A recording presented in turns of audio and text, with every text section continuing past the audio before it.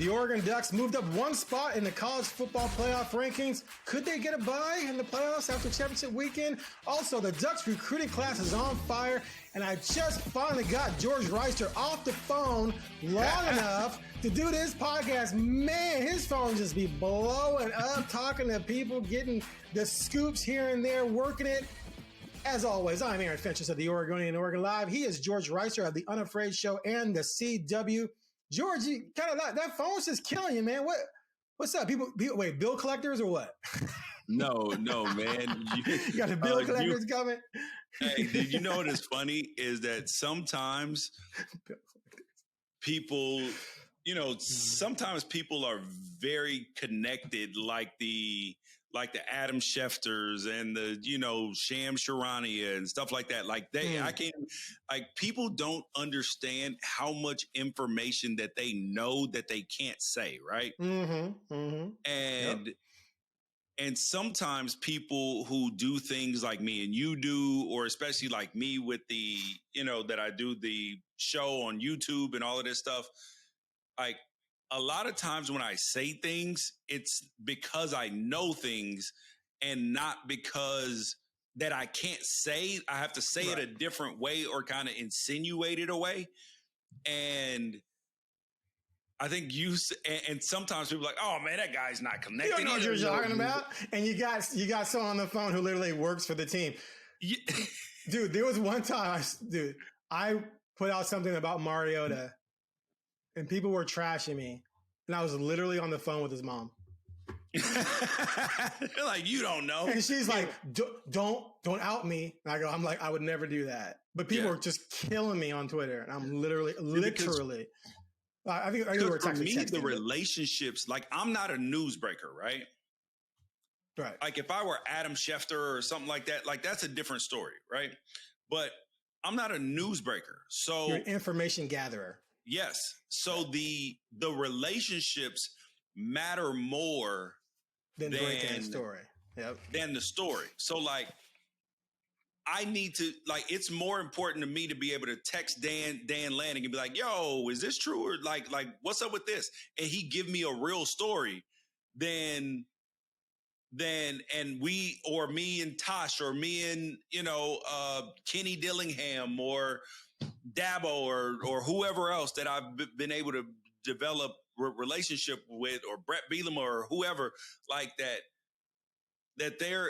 having those relationships and those things mattering, and them knowing that I'm not going to break your trust, that means more to me in the access, because in the off season, I'm gonna be like, hey, yo, I need to get you on the interview schedule for the channel. Like, is that cool? Yeah, cool. No problem. And then instead of trying to go through their SIDs and then them kind of giving you the run around, the coach puts me on a group chat with the SID, is like, get this on the schedule ASAP. So right. Guess what happens? It gets on the schedule ASAP. Yeah, I know. Yeah, I know exactly what you're talking about. There's been times where I'm talking to someone and I know it's off the record, and they're telling me some of the, like, it's like, oh, can I get a little bit on the record? a little bit of that, a little taste of that, and you just have to talk around it. But at the very least, you then know what isn't true. Yes, and correct. So you're not putting out stuff that you know isn't true, and you can kind of talk around it without, quote unquote, breaking something and burning a source or what have you. Yeah, and you're right about that. Knowing what isn't true is just as important as knowing what is true. Exactly. 100%. All right. Let's see. First topic. Ducks move up. Like, for instance, hold up. Like for instance, at a month and a half ago, I think I tweeted out, I said, actually it was about a month ago, I said, there is a 0% chance that Jed Fish is the next coach of UCLA. People were like, oh, you don't know what you're talking about. I was like, no, I said there's a 0% chance. I was like, granted, we're still 4 weeks from the end of the season, or yeah, that was a gist of the tweet. And so things could change, but I would be willing to bet.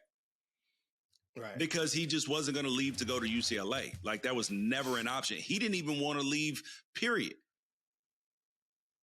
Now, granted, he wasn't at the top of Florida's list either, but he might not have even taken that job. Like, he's happy in Washington. He wants to be stable.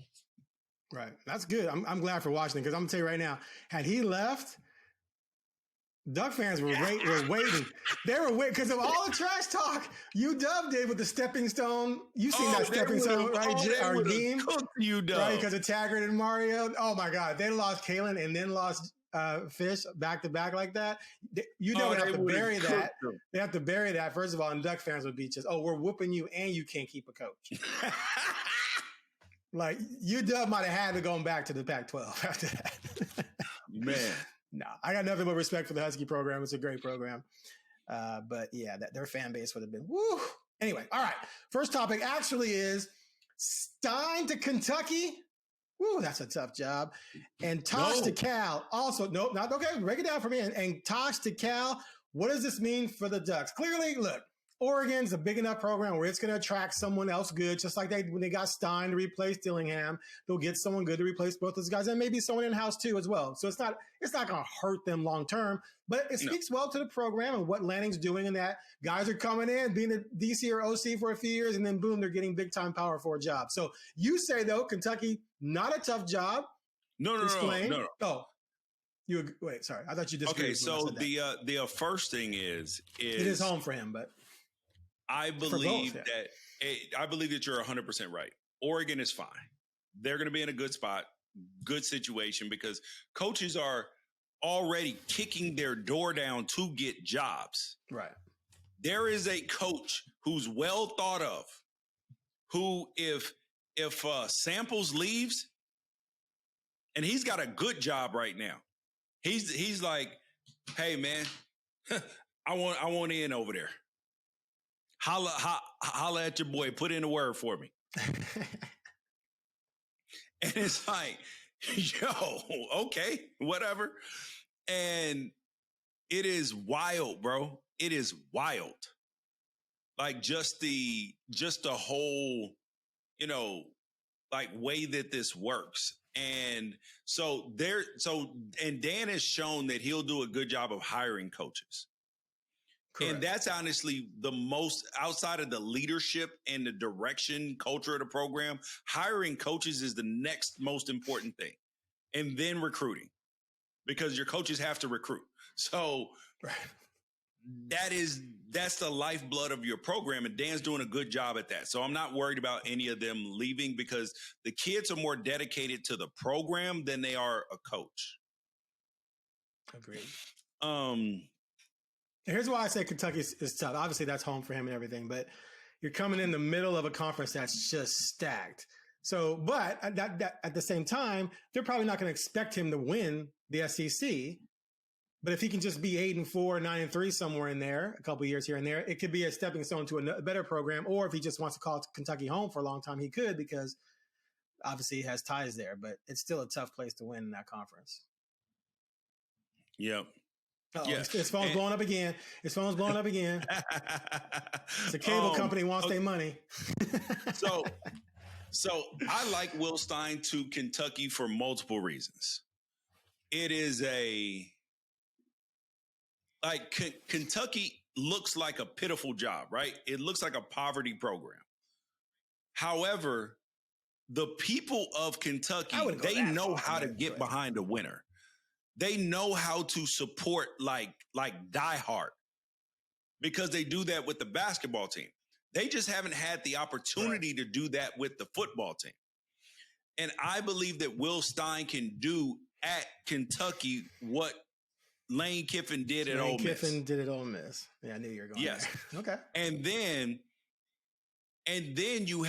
people would say, oh, well, then he'll leave and take the Alabama job when it comes open, or LSU when it comes open. Are you sure about that? Because remember, he spent time with Dan Lanning, who has been the grass is not greener on the other side guy. And as much as, he's his own man, Dan is still one of his mentors. You hear me? Mm-hmm. So you learn things from your mentors. And this is why he didn't take a group of 6 job. This is why he waited until he had an opportunity to be, because now he's at a place that he doesn't have to leave unless he wants to. Because the people of Kentucky, the way that they resource the basketball program, the way that they even handle Tubby Smith and Calipari and all of these other coaches, they will pay you. They will get money to get recruits. They are diehard people there in Lexington. Right. If you give them something to be diehard about, they will fill up the stadium. They will pay you well. They will give you money to get recruits. Look at how much that they were paying Stoops to lose. They will give you what you need. And I believe that that's why if Will Stein finds a way to win football games, like I think that Ole Miss is the initial ceiling, right? That you can actually flip the direction of a program like Kurt Cignetti has at Indiana. If Kurt Cignetti, after Fernando Mendoza leaves, if he's able to put together another 10-win season next year, Indiana's trajectory has completely changed. Right. And if Will can, in 4 years, 5 years, get to a college football playoff in 5 years or 6 years, bro, that changes everything. And no, they're not going to get there every single year, but if he can get there, after 4 or 5 years and then once every third year, but still be having a floor of 9 wins, bro, he'll be a legend. 100%. We'll see if he can pull that off, man. That conference is just. And his mama is a diehard fan. She said she be over there screaming "Go Cats" sometimes when she's watching the Ducks. So imagine being able to make your whole this is a Kenny Dillingham situation where people keep trying to say, "Oh, he's gonna leave ASU." What are you talking about, bro? He lives across the street. He lives next door to his sister. Their kids play together every day. His parents live 2 doors down. His other sister's house butts up against him on the other side of the street. And you think that dude is just going to walk out the door on that? Don't work like that. I hear you. You have to force him to walk out the door. Well, $12 million a year could do that. We'll see. No. We'll see. If you could offer Kenny LSU could have offered him $12 million a year now, and he's making like 8 right now. He would have stayed at ASU. I promise you. Okay, I believe you. All right, moving on to the rankings. Ducks at least right now. Ask me five years from now. I know. If they're not resourcing them, that could be a different story. Yeah, exactly. Okay. Anyway, all right, Ducks. Well, I don't know if the Ducks moved up a spot as much as A&M fell because it lost to Texas. That allowed the Ducks to tick up a spot, of course. But beating Washington clearly was a good thing for Oregon. Now, the question is, can they get into the top 4? The best path probably would be Texas Tech losing to BYU, which I don't see happening. The next one would be Georgia losing to Alabama in the SEC championship game, which I kind of believe that even if Georgia loses that game, if it's a close loss, I still think Georgia stays ahead of Oregon because I don't think you should penalize Georgia for having to play Alabama while Oregon's sitting at home. I don't think that's fair. Also, if Alabama wins that game, could Alabama jump all the way up into the top 4? If Texas Tech loses, they're not going to jump them in front of. If Texas Tech loses as well, they're not going to jump them in front of Oklahoma. No. You're the SEC champs. The championship should mean something if you're the champs. Winning the championship should trump the head-to-head loss to Oklahoma, especially if you beat Georgia twice. Anyway, there's a million ways to argue that. It's one of the reasons why I don't like the entire process because everyone has a story. Everyone has an argument they can make. But anyway, what do you think is more likely that could happen? Yeah, I think that there's a path to Oregon at 4, but nobody wants that path. Kirby Smart would rather play a home game to start the season, to start the playoff, and then play 11 days later against a team that either hasn't played in 32 days or 25 days. All 4 teams that had byes started slow and lost last year. Oregon, Georgia. Okay, but wait. But 3 of the 4 were the lesser team on the field, and the 4th team, Georgia, was without its quarterback. So you got to add that into the factor. So it wasn't. No. I'm saying that they started slow. See, here's the thing. They started slow. Arizona State was a missed referee call away from beating from beating Texas. They started out extremely slow, though. I'm talking about the slow starts to all four teams. Like the way Oregon played after halftime. Granted, the game was out of actually like right even prior to halftime. Like Ohio State had a huge advantage playing against Tennessee 11 days prior, because I know that Oregon was practicing extremely hard.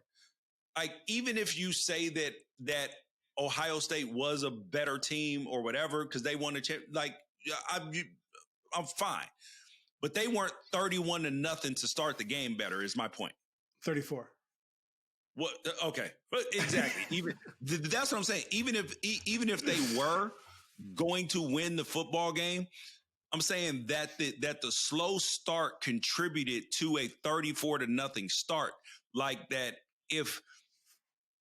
And so that's why coaches don't even want the buys. That's why I believe that the buys, if you want to make the buys mean something, those games you should then get the benefit of playing on your home campus.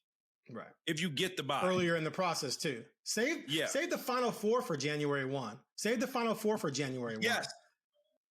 All right, let's say they stay at 5 or even move to 6. One of the reasons that's attractive is because they're going to play either Group of 5 or the ACC champion, which Group of 5 team is going to be a 3-touchdown underdog. The ACC champion is probably going to be a 14 to 17 point underdog. So it's a game where you're not really facing a threat of elimination.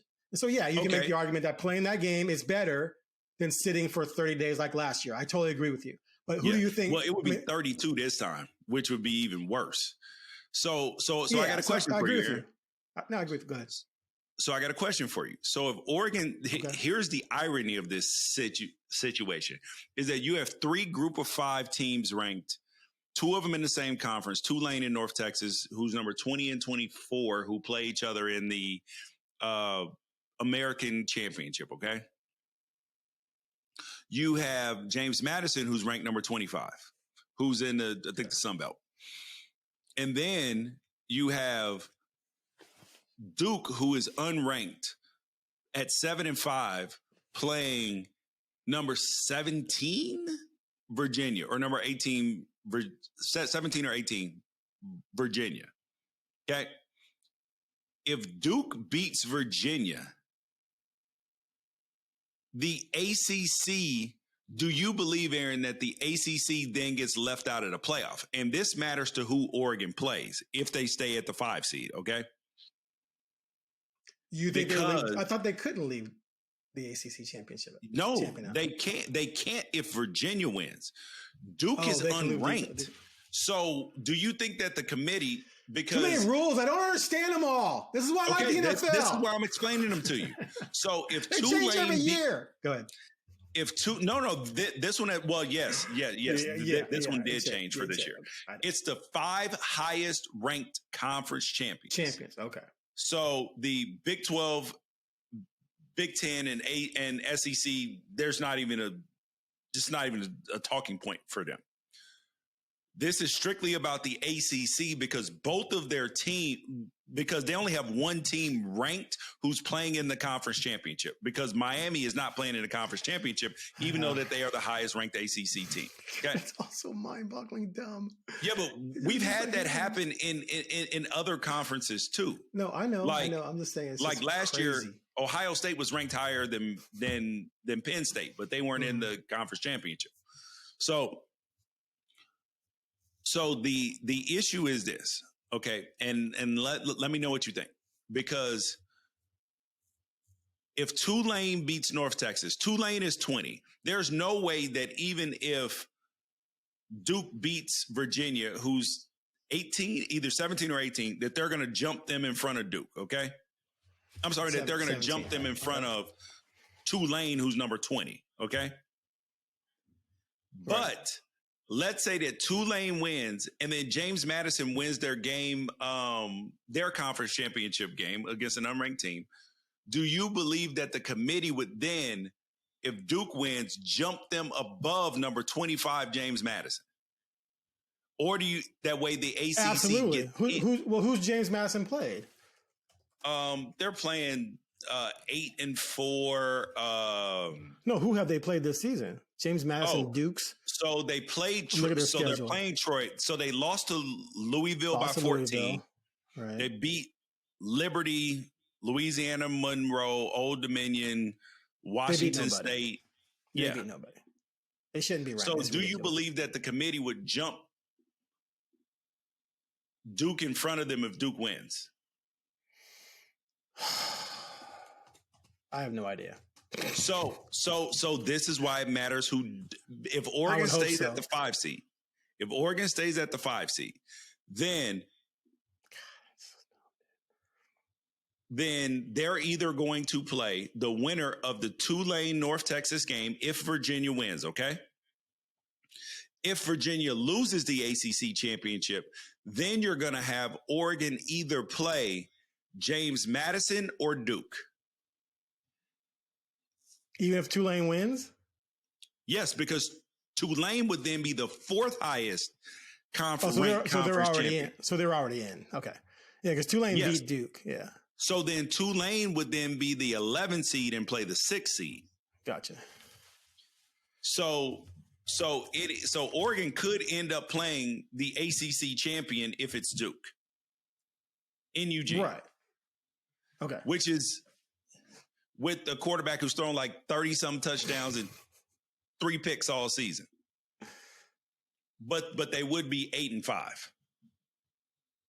Wait, they're 28 touchdowns, 4 picks for Duke. For Duke's quarterback. So yeah, pretty much what you said.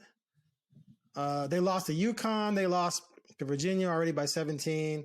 Lost by 9 to Georgia Tech. Lost to Tulane. Got smoked by Illinois. Yeah, Ducks by 3 touchdowns. Regardless, I'm not. Let's put it this way. I would rather at this point. See, I was excited about Miami coming to Autzen. That would have been amazing, or Bama or something like that. Well, that's not happening.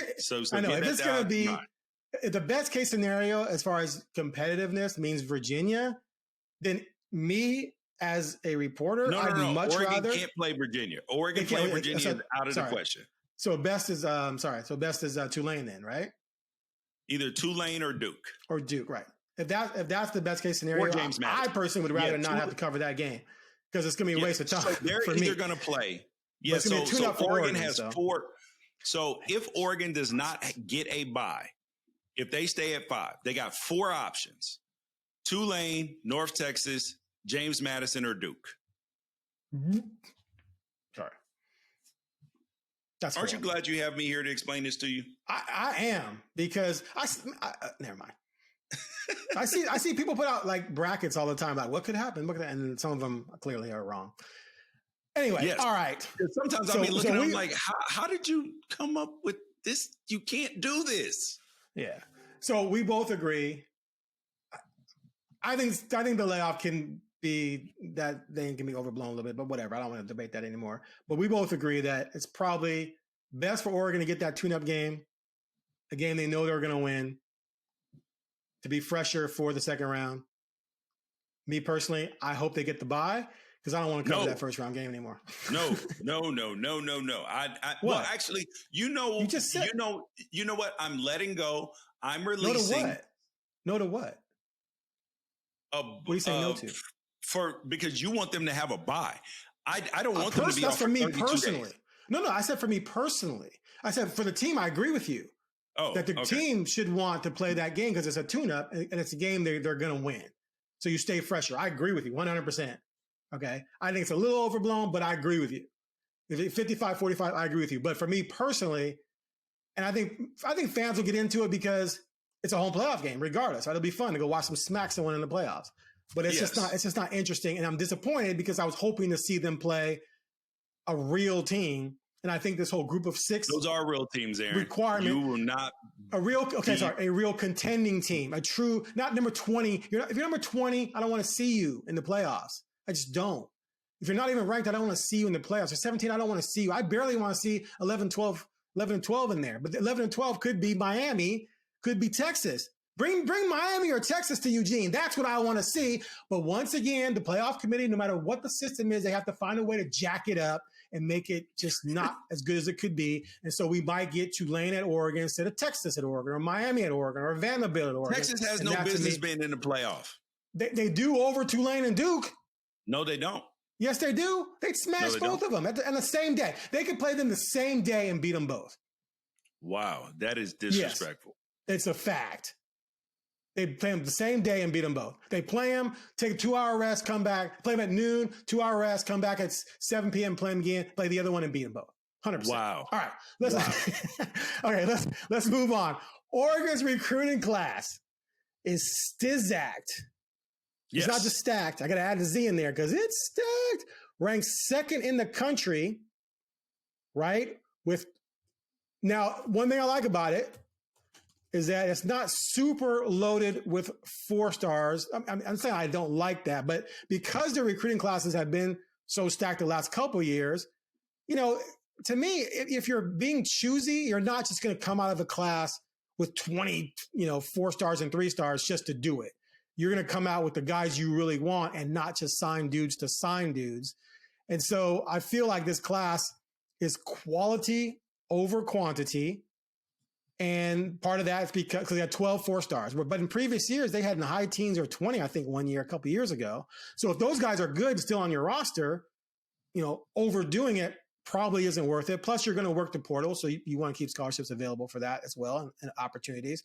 But I like the class with 4 5-star kids, and they still might flip Chris Henry as of this recording, wide receiver who was committed to Ohio State, I believe. So that would add to it and maybe bump them to number 1. Now, USC is number 1, and USC fans are running around bragging about it. They're number 1. Number 1 class in the country.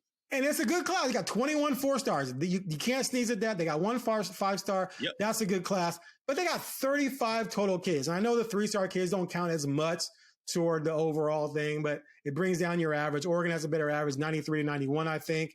But 35 kids for USC. I mocked them a little bit on Twitter about it. And a lot of people responded. And USC fans, of course, were coming at me. And Duck fans love to see me attacking USC. But I just think that's overkill. But before we get to USC, let's talk about Oregon's class. What do you like about it the most? Oh, man. I like the quality of the class because they're obviously still a young team on some levels because they're getting a lot of young contribution. But they're getting good in the trenches. So they got the Nacho kid, the 5-star lineman, Jet Washington, Kobe's nephew. He is a tremendous looking player. And they're bringing in 6'5" safety. That's insane. Yes. Yeah. I mean, it's like Kingston Lopa. And Anthony Jones is a game wrecker at defensive end. Game wrecker. Is he Kayvon? Is he Kayvon 2.0? Or is he Deion Jordan? No. Slightly below Kayvon. No. He is. He could be Kayvon. Yeah. He can be Kayvon. So he's his floor is Deion Jordan then. Yes. Okay. He's a thicker athlete than. Yes. Yeah. This kid has potential 1st-round pick written all over him. Okay. 6'3", 240. Kendra Harrison, the tight end. I got a chance to talk to him some, spend some time with him and his mama at the Ohio State game last year. Yes, he is a tight end problem. He is like a hooper in a tight end body. He's a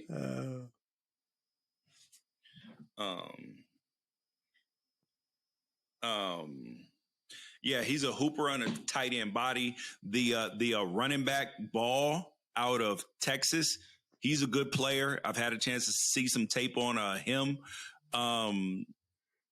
The Devon Benjamin, I was at their game. I've had a chance to see him play for 2 years. He didn't play when Sierra Canyon played Oaks Christian this year, so I didn't get a chance to see him play in that game. But he is a dynamic athlete.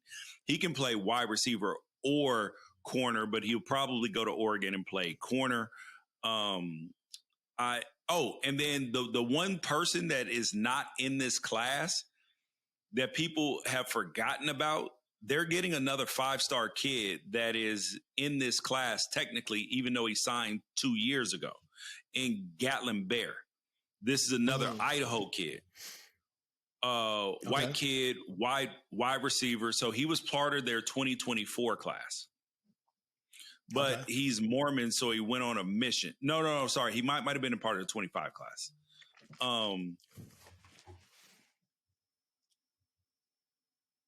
No. He was not part of the 25 class. It was a 24 class. And they got him. That was obviously a big deal. And so now we got another Idaho freak show coming in Gatlin Bear. Now that he'll be off of his mission. So it is going to be a very, very stacked and very competitive. And what Oregon is trying to do is turn their wide receiver room into what Ohio State has been able to do. Put out first round pick after first round pick after first round pick. Okay. Yeah, that'd be a shift. Who was Oregon's last first round pick at wide receiver? I've written about this. Was it Ahmad Rashad? Probably. Patrick Johnson was second round. Huff was third. Demetrius Williams was fourth. Franklin was just fourth, right? Was Franklin fourth? Was Franklin fourth round? And he's one of the greatest in program history. He was either fourth or fifth round. He was either fourth or fifth round. But he's turning out to be a good NFL player, though. Yeah, he's definitely good. But yeah, back in the day when I was covering him, that was one thing I always say is that Oregon has good receivers. Their quarterbacks do well with the receivers they have, but they don't have those just Julio Jones, Jamar Chase type guys who were, like you said, first round picks, just absolute game breakers who just change so much for your offense. The fact that Mariota won the Heisman with not one NFL receiver is incredible. Devin Allen played a little bit. But I mean, Byron Marshall played in the NFL a little bit, but he was running back and they made him to a receiver, was ridiculous. All right. Anything else about recruiting? Are we good? No. It's just exciting times. Good stuff. Like with recruiting like this, you give yourself a chance. That's what it comes down to. Like you give yourself a shot. Right. Definitely. Okay. Real quick on USC. I do notice that some programs will do 28 or 30, and it depends on how many scholarships you have left. I get it. And if you go 20 one year, you might go 30 another year. But 35 just seems gratuitous. 6 wide receivers. What are you going to do with 6 freshman wide receivers? And they were still trying to flip. They were trying to get Chris Henry too. So, but here's the thing: if I'm one of the 6 wide receivers, am I not looking around going, "Wait a minute, what are we doing here? We can't all start." Yes. So I jokingly set the over-under on the kids who transfer and never really play much at USC at 16.5. And I might go over on that because they're going to, they signed a bunch of guys last year and they have, I assume, good talent on your team. So if you have good talent, you add 35 more kids to it. Well, something has to give because you can only start 22. So exactly. 35 in one class and with 13 3-star kids. Really? So you got 22 4-star, 1 5-star, and then you throw 13 threes. Now, I'm all for developing guys, and maybe you got some diamonds in the rough there, but if you're signing 20-something 4 and 5 stars, how many of those 3 stars are really going to end up being that good? And if I'm them, what am I thinking? Like, you're better off going to be the guy at Oregon State. Dude. And then maybe elevating up, right? I know personally, 5 kids who are signing with them. Okay. 4 of them I talk to. 3 of them I see on a very regular basis, like very regular, like at least once, twice a week. And then one of them I'm very close to as well. Okay. I have talked to them. I'm like, what is going on? Why so many? They're like, well, we're building something. This is going to be the year. This has been like this is going to be our time and everything else. And the 2026 class is going to be the one that starts everything out and gets everything going. And I'm like, it could be. But how many of these kids do you think are going to contribute next year? Well, if your class, if your previous classes were any good, hardly any. Yes. So, and then they're talking about that they're going to be a big portal class this year too, because they got to get better play. I'm like, Lanning did that one year though. Lanning did that one year though. Then he had like 45 new players when he was kind of weeding out some of Mario's guys. But that was his first year there. This is going to be his fifth. They're going to be going into his fifth season. Right. So, he's playing catch up. You're going to create a situation where now you're going to push kids out that you recruited already, and then bring portal players in. And if you bring in juniors and stuff, now that stacks up your recruiting class. It just creates a revolving door.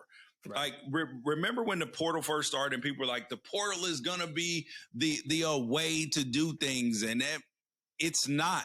It is a supplement for big time programs. Like, you can do it at the G5, G6 level, but you have to be able to develop linemen in particular. Offensive and defensive linemen have to be built in-house. And then, but Oregon has how many transfer starting linemen?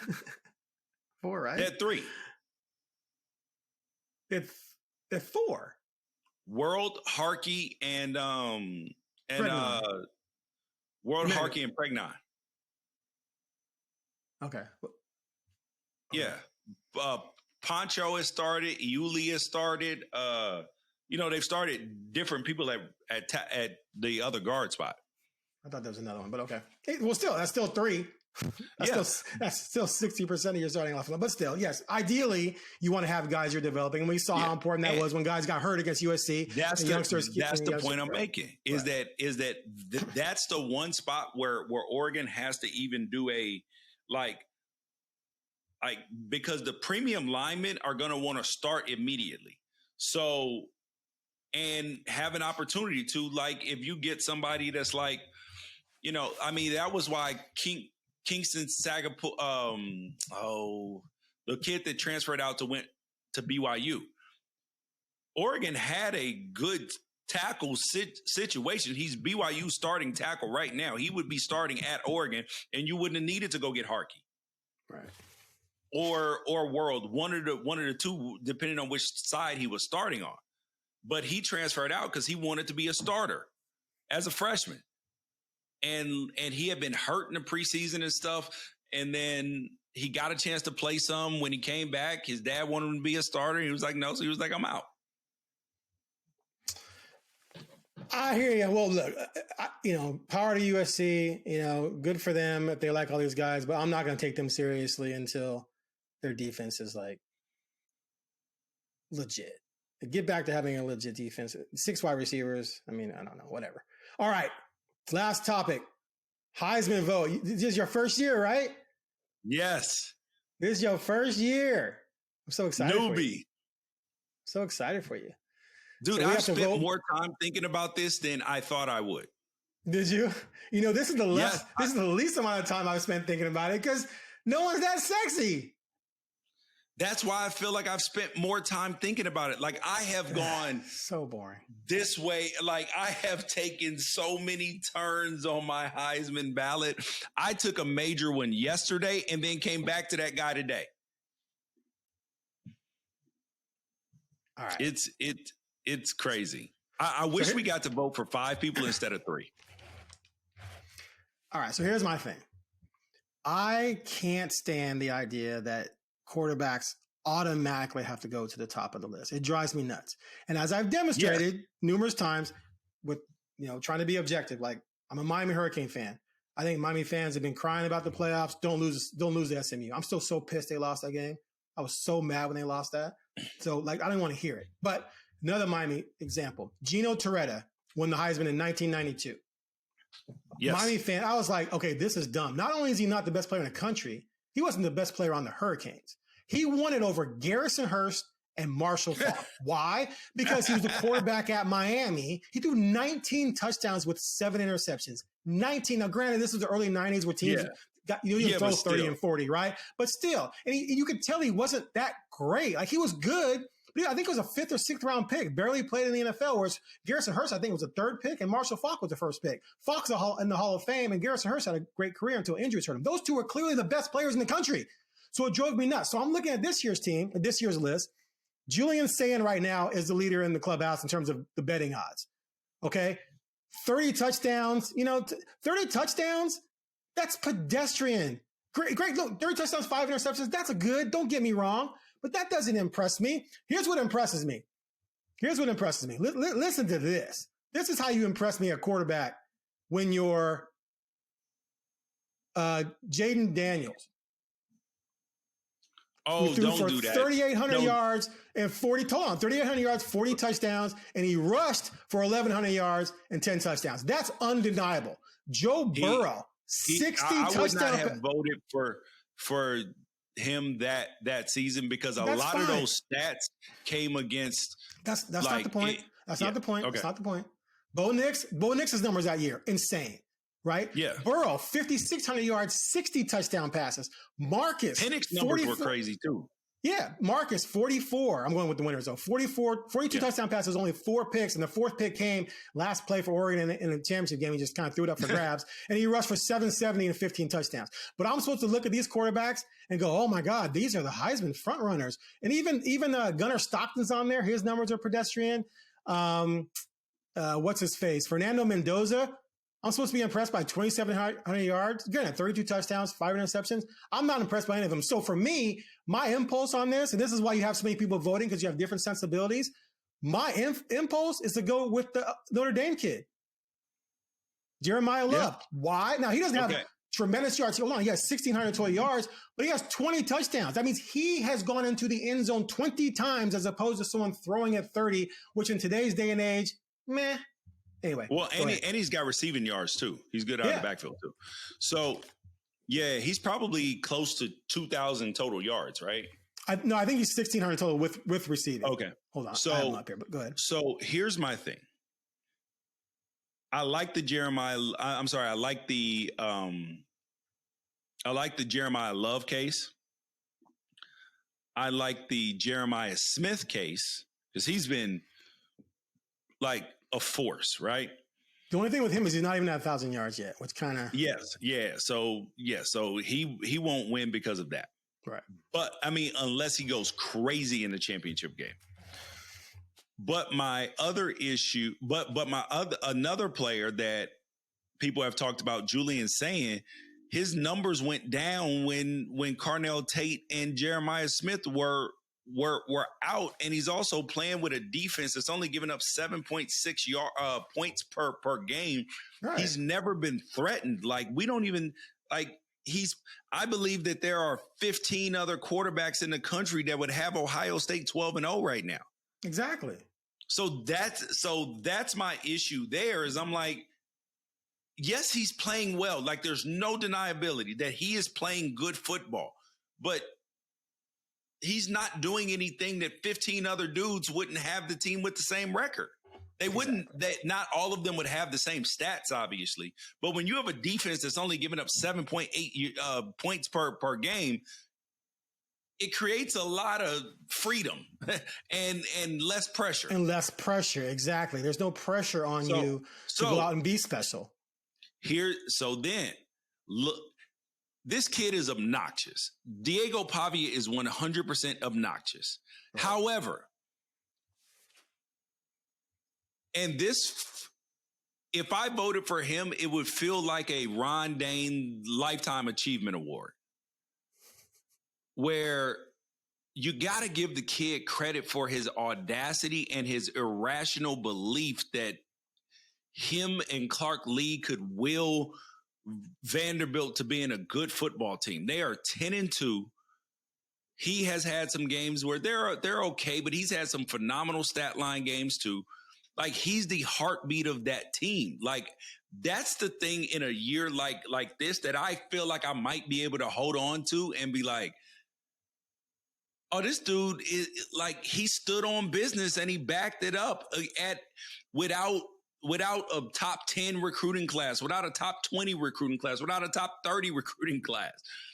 And his audacity and his leadership like got them to believe irrationally that they could do this. And he almost got them to the college football playoff. Like it is, that resonates with me a lot right now. I'm not sure if that's who I'm voting for, but it resonates. Like he's in my top 10 for sure. I hear you, man. It'll be interesting. I mean, if someone floors me, championship weekend, we'll see. But right now, it's almost a protest vote, like the vote for Love, because it drives me bananas. It's the default. Who's the quarterback for the best team? Are his stats decent? Boom, he's a Heisman candidate. That's how it works. Yeah. And I'm not saying he's not good, but he's not doing anything all that special. Like I said, Rush, you getting into the end zone yourself 20 times or 21 for Love is more impressive than throwing it 30 times, I believe. But anyway, we'll see. We'll talk about this more next week when we cast our votes. All right. Is that it? That was a lot. Whew. We did a lot for a no game, huh? Yes. All right. Thanks for listening to the Ducks Confidential podcast. We'll be back next week to talk about the playoff field and our Heisman votes. Catch you then.